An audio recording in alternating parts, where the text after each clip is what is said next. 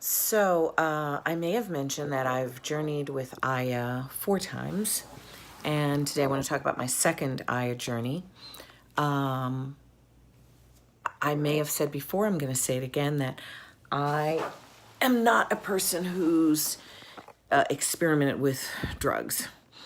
I think very early in my life, maybe I may have still been in elementary school or the beginning of high school.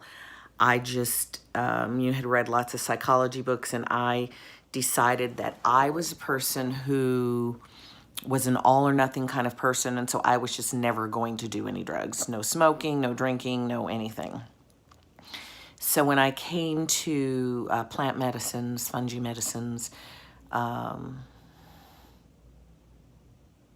year ago, always approaching it spiritually, always approaching it respectfully, thinking of the plants as teachers, as healers, setting intentions, making altars. That has always been my experience of it. Medicines like shrooms, I predominantly do them alone, and then the ceremonial ones like Aya and Kambo. So my second Aya journey was part of a weekend of 3 that I had chosen to do 3. And as I said, my first night, I asked to experience the love of the Great Mother. I took 2 rounds. I didn't, the medicine didn't even come on until 6 hours later after ceremony had ended and everybody was like getting up to go downstairs and eat. That was the beginning of me beginning to feel anything. The second night, I set a different intention, and the intention I set for my second round of Grandmother Aya was to know what was standing in the way of my fulfilling my highest potential. And I took my first round, and I went in and out of sleep for a few hours. I did not purge that night. I remember several hours had passed. I was listening to people lying around me, purging, going to the bathroom.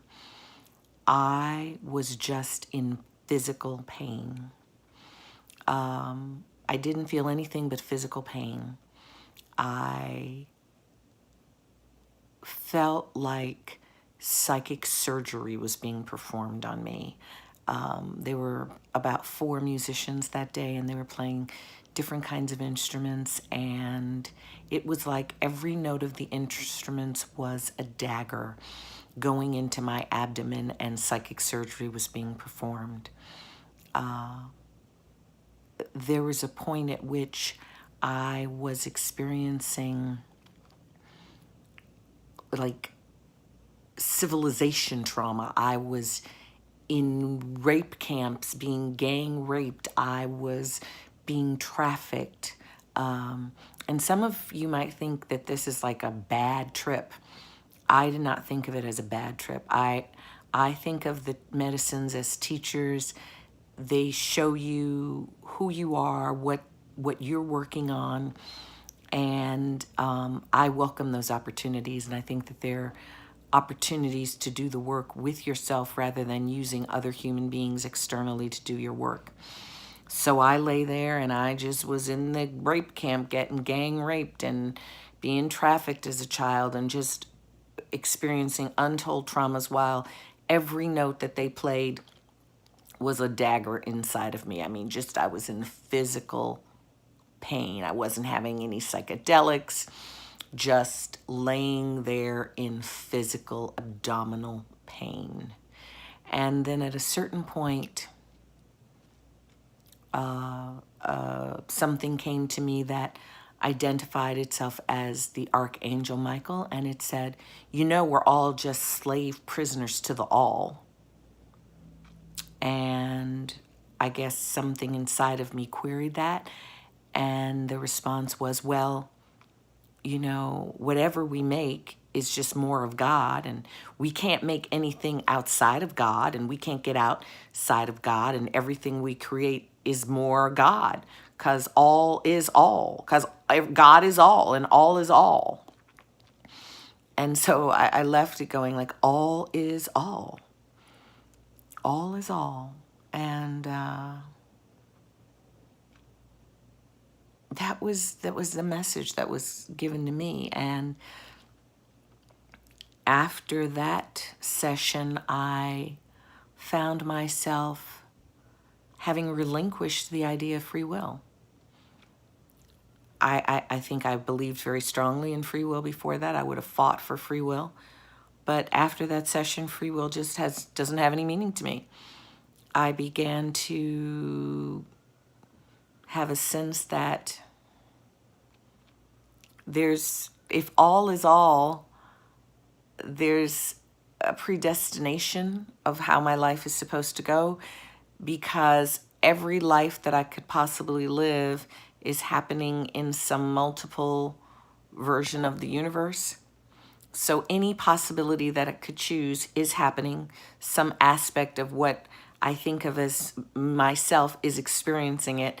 And it made me begin to contemplate that, therefore, I could give up stressing or getting upset about choices, because I would get to, some aspect of the entity that is me would get to experience every choice. And what if I began to just bring a joyful, expectant, grateful, happy attitude to every choice, since I'm going to get to make every choice in the infinite possibilities of universes, because the all is all and all possibilities happen. And that's kind of been the way I've been practicing, disciplining myself to try to practice that going forward. I certainly find it a lot easier doing that for myself rather than when I think about my children or their lives. We don't share the same philosophy, but my gift coming out of that session with Mother Aya was that all is all, and it's going to be what it's going to be, and it's predetermined. I'm not choosing, and I get to experience it all.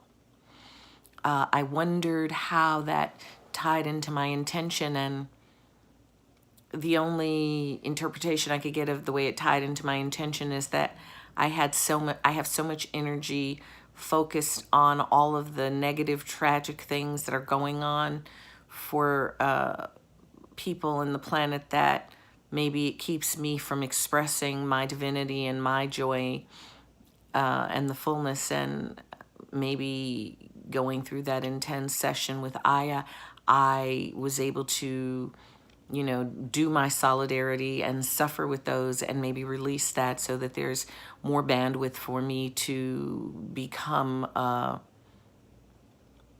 more creative and expansive expression of the divine. So no purging on that night. And when I get a chance, I'll tell you about my third and then later my fourth session with Mother Aya.